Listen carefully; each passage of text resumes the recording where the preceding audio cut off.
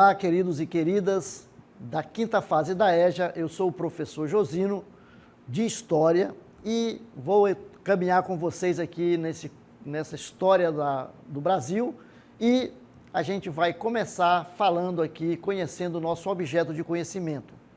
A aula de número 38 tem como objeto de conhecimento a Guerra Fria, e como um detalhamento, o mundo dividido, encontro entre os vencedores, a Organização das Nações Unidas e o mundo bipolarizado. Vamos lá para a nossa aula?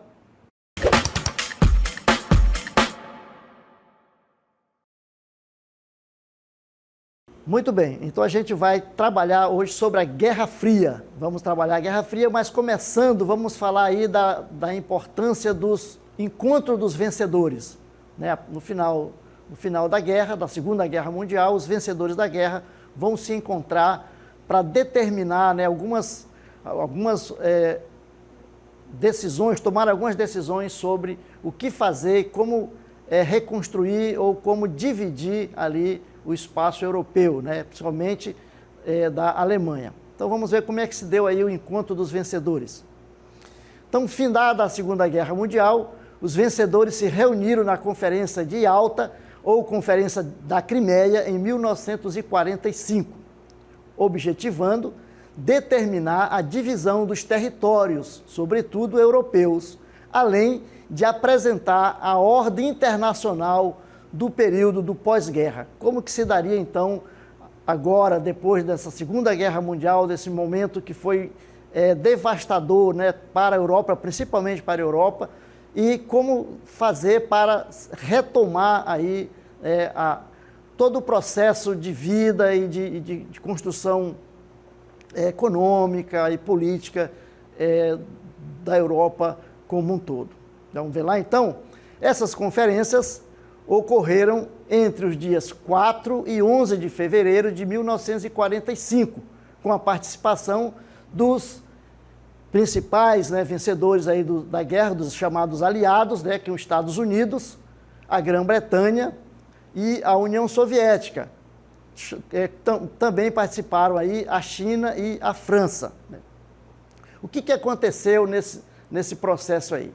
Então, determinou-se os territórios de cada país, principalmente das potências do eixo, Alemanha, Japão e Itália. Esses países são os perdedores, são aqueles que perderam a guerra. E aí é sobre eles que os aliados vão tratar, né? Como que a partir de agora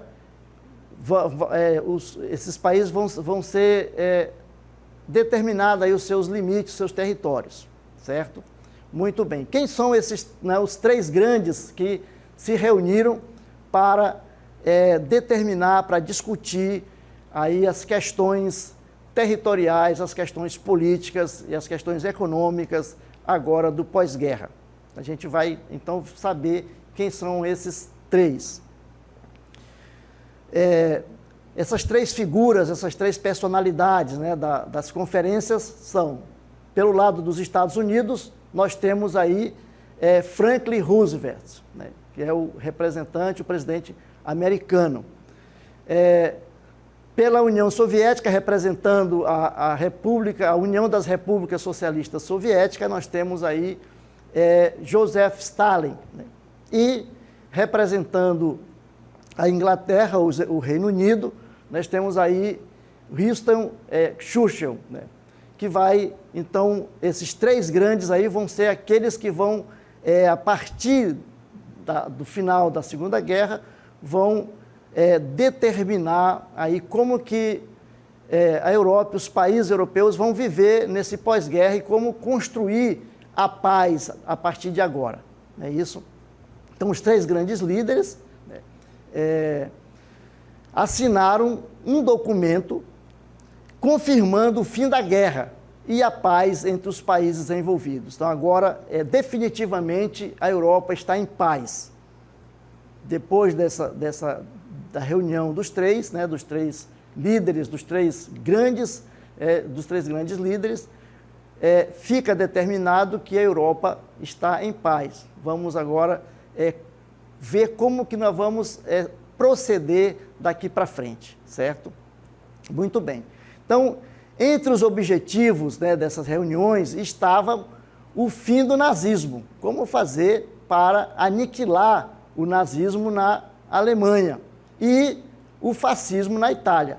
Então, esses dois locais aí, os dois países, com essa ideologia nazista e fascista, deveriam ser eliminadas, deveriam ser aniquiladas. Não o país em si, mas a ideologia, né? Esse regime totalitário, nazista e fascista. E também sobre a questão da influência alemã, bem como a divisão da Alemanha em 4 zonas de ocupação. Então, eles vão dividir o território alemão entre os países vencedores da Segunda Guerra, no caso aí dos aliados. Então, a Alemanha teve seu território dividido e seus recursos materiais e econômicos controlados. Então, vejam que uma forma de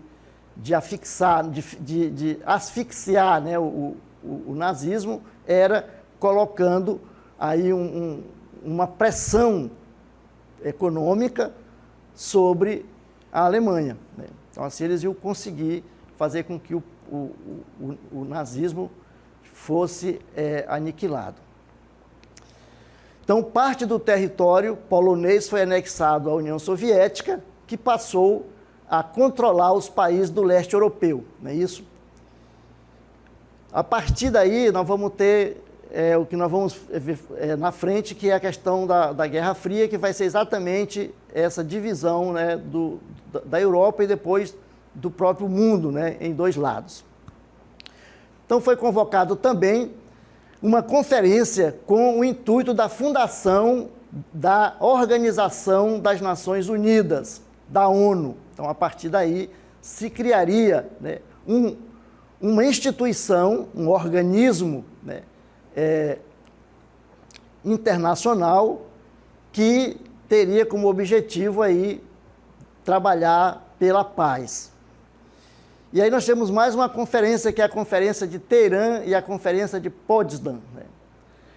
As nações aliadas vitoriosas se reuniram, né, ainda mais uma vez na cidade em Teherã, né, e em Potsdam. Na Conferência de Teherã, ocorrida no dia 28 de novembro a 1º de dezembro de 1943, ficaram estabelecidos alguns limites territoriais. Além disso, se trabalhou também como fazer, né, para os aliados conseguir sufocar os nazistas na França. Então, eles determinaram ali, naquelas reuniões, como fazer para conseguir sufocar, né, os nazistas que ainda estavam presentes na França. E aí eles vão, então, trabalhar em 2 frentes, né, uma frente pelo Ocidente, aí reunindo a Grã-Bretanha, né, e os Estados Unidos, e na parte oriental nós vamos ter aí a presença da União Soviética. E assim eles vão conseguir, né, no famoso dia D, que vão invadir a Normandia e vão então sufocar e aniquilar os nazistas na França, certo? Muito bem. Então, vamos lá então agora para o texto para a gente ver, fixar melhor essa questão. Na Conferência de Potsdam, que ocorreu entre os dias 17 de julho e 2 de agosto de 1945, na Alemanha, ficaram estabelecidas as contas que a Alemanha teria que pagar como gasto de guerra, né? Então, os alemães deveriam pagar 20 bilhões de dólares. Não é pouco, né? E como é que ficava, então, ficava dividido essa quantia, né? A União Soviética ficaria com 50%, a Grã-Bretanha com 14%, os Estados Unidos ficariam com 12,5% e a França ficaria com 10%, né, desse espólio da guerra, né, que a Alemanha teria que pagar para os aliados, certo? Muito bem. E aí, nós vamos tratar agora da questão da ONU, né? Qual a finalidade? Nós falamos que nessas reuniões se discutiu a criação desse organismo que seria fundamental no processo, né, de levar, trazer, discutir a questão da manutenção da paz, né? Como fazer, né, para, a partir de agora, a gente ter um mundo de paz. Então, a Organização das Nações Unidas é uma organização intergovernamental que tem por objetivo alcançar a paz mundial e desenvolver os direitos humanos, além de auxiliar no desenvolvimento socioeconômico e nas ações protetoras do meio ambiente. Então vejam como é importante aqui a gente fixar esses objetivos aí, ó. Primeiro, desenvolver a questão de alcançar a paz, desenvolver os direitos humanos, né? Alcançar a paz, desenvolver os direitos humanos, auxiliar no desenvolvimento socioeconômico, né? E a proteção do meio ambiente. Então a ONU tem aí essa função, né, no mundo, que nasceu a partir aí da Segunda Guerra Mundial.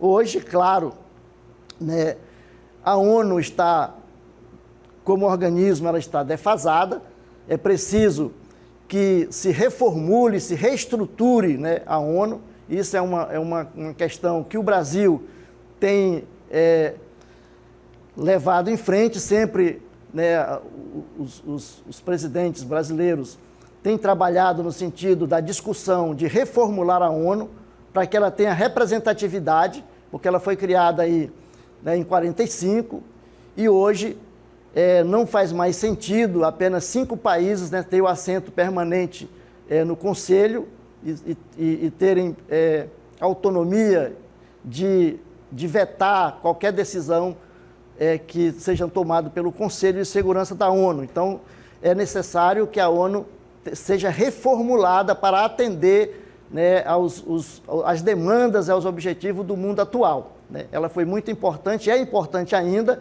mas a gente vê que tem algumas decisões que são tomadas pela ONU que os países não levam em consideração, né?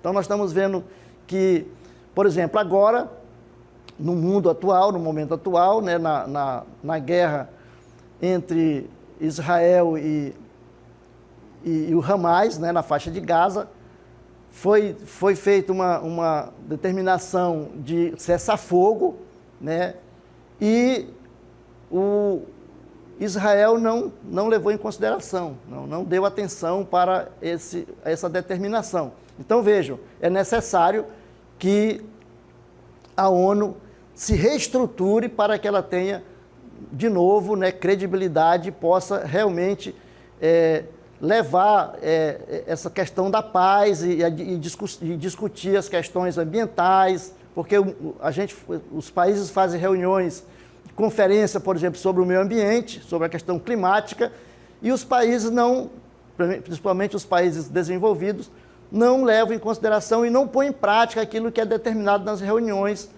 da ONU. Então, é necessário que ela se reestruture para que realmente seja levado em conta aquilo que se decide, né, nas conferências, para que realmente a gente tenha um mundo melhor, né, um mundo de paz, um mundo onde o meio ambiente seja respeitado. É necessário que isso aconteça, né? Então, é necessário que a ONU seja reformulada, reorganizada, para que possamos ter aí realmente que ela cumpra os seus objetivos, certo? Então, hoje a ONU, ela possui 193 países signatários, né, que fazem parte aí da ONU, e que assinam seus 17 objetivos e os seus 169 metas, que visam combater diversos problemas globais que são empecilhos ao progresso da sociedade como um todo, né? Então, vejam lá, no sentido do meio ambiente, no sentido da diminuição da pobreza, né? Agora, quando nós vivemos a questão da pandemia, né, a ONU foi importante no sentido das determinações, né, de como os países deveriam proceder, né, durante a pandemia. Então, é importante porque ela tem vários organismos que, por exemplo, no caso da OMS, que cuida da questão da saúde, na questão da cultura, né, da infância. Então, tem várias questão do meio ambiente. Então, tem vários organismos dentro da ONU que vão trabalhando no sentido de fazer com que seus objetivos, as suas metas sejam alcançadas, no sentido da questão da educação, né, de como fazer os países avançarem no processo educacional global, para que o mundo elimine, né, no sentido do analfabetismo, na questão, por exemplo, da fome, né, a diminuição da fome no mundo. Então, existem vários organismos importantes, né, e a ONU, por isso, ela precisa, né, dessa reestruturação para que ela possa alcançar os seus objetivos. Muito bem, então aí a gente, depois de toda essa introdução, aí a gente vai falar agora da Guerra Fria, né? Então vamos começar falando aí o que foi a Guerra Fria. O que é a Guerra Fria? A Guerra Fria foi um conflito político, né, ideológico, travado entre Estados Unidos da América e a União Soviética, a URSS, né, que é a União das Repúblicas Socialistas Soviéticas. Por que Guerra Fria? Por que esse nome de Guerra Fria? Porque foi um momento, né, da história em que o mundo viveu numa tensão, né, uma tensão constante, porém, as duas grandes potências mundiais não se defrontaram de forma prática, efetiva, né? Então, era mais uma guerra ideológica, né, ficava mais aí na questão das ideias, né, no sentido de você buscar quem é mais potente, quem tem mais força, quem tem mais apoio, quem consegue agregar mais apoio. Então, muito bem. Então, a Guerra Fria ocorreu aí de 1947 a 1991. Né? Essa luta ideológica buscava a manutenção e a expansão de suas áreas de influência, dividindo o mundo em dois blocos. Então, a partir daí, nós temos um mundo chamado mundo bipolar, né? Onde a ordem mundial está fundamentada e organizada a partir desses dois blocos. De um lado, nós temos, né, os Estados Unidos, representando o capitalismo, né? E, de outro lado, nós temos a União Soviética, representando o socialismo. Então, assim, professor, mas o que é isso? O que é capitalismo? O que é socialismo? Como é que se deu isso? Então, vejam, a União Soviética, lembra-se que nós tivemos a Revolução de 1917, em que os bolcheviques, né, tomaram o poder na União Soviética e implantaram um novo modo de produção e um regime político, que é o comunismo, Partido Comunista, que vai atuar aí na Rússia. E a partir da Segunda Guerra, amplia-se, né, a Rússia cria a chamada União das Repúblicas Socialistas Soviéticas, que englobam 15 repúblicas, né, que fazem parte aí desse conjunto de nações que tem uma orientação socialista. Em que consiste isso? No socialismo, não existe a livre iniciativa. Então, o meio de produção, eles estão na mão do Estado, né? E o Estado é que coordena toda a produção e toda a riqueza. Então, não existe a livre iniciativa, não é isso? Então, é o governo, é o Estado, que é o dono dos meios de produção. E ali se produz e a riqueza ela é dividida, em tese seria dividida entre todos. Porém, a gente sabe que não foi isso que aconteceu, né? Um pequeno grupo, aqueles que defendiam lá na Revolução de 1917, que defendiam a igualdade, né, a distribuição de renda, que criticava a pobreza, a miséria que o czar impunha sobre a população. Depois eles vão, depois chega no poder, eles vão então criar ali uma casta, né, de chefes do partido que vão controlar, né, toda a riqueza do país. E do lado capitalista é onde há a chamada livre iniciativa, né? As pessoas, cada um trabalha, tem a oportunidade, né, de criar o seu próprio negócio, né? E existe aí a chamada lei da oferta e da procura, e aí o mercado ele vai se autogerindo, que também, na prática, não funciona tanto assim, né? Que o Estado também tem uma força muito grande quando as empresas quebram, como aconteceu aí, como nós vimos na Grande Depressão de 29, é o Estado que vai alavancar novamente a economia, né? Mas, em tese, é isso que acontece, certo? Muito bem. Então, aí o mundo foi dividido entre esses dois grandes blocos, né? O socialismo e o capitalismo. Então, cada um buscando agregar, né, mais grupos para ter apoio, né? De um lado, os Estados Unidos, do outro lado, a União Soviética como liderança, né? Muito bem. E as causas, então, da Guerra Fria? Como é que se deu? Ela é consequência da Segunda Guerra Mundial, né? E pode-se dizer que a Guerra Fria é resultado do fortalecimento e da presença da União Soviética e do seu Exército Vermelho na Europa do pós-guerra. Então, o que aconteceu?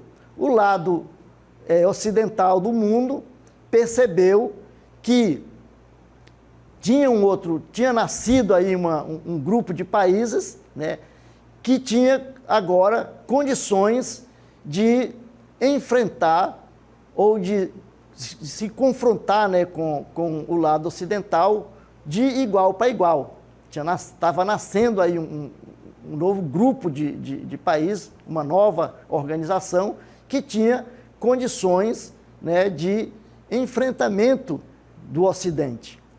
Não é isso? Não mais agora, porque a União Soviética conseguiu aumentar de forma efetiva o seu exército, construir um grande exército e também desenvolveu tecnologia de guerra, como, por exemplo, a bomba atômica. Então, isso vai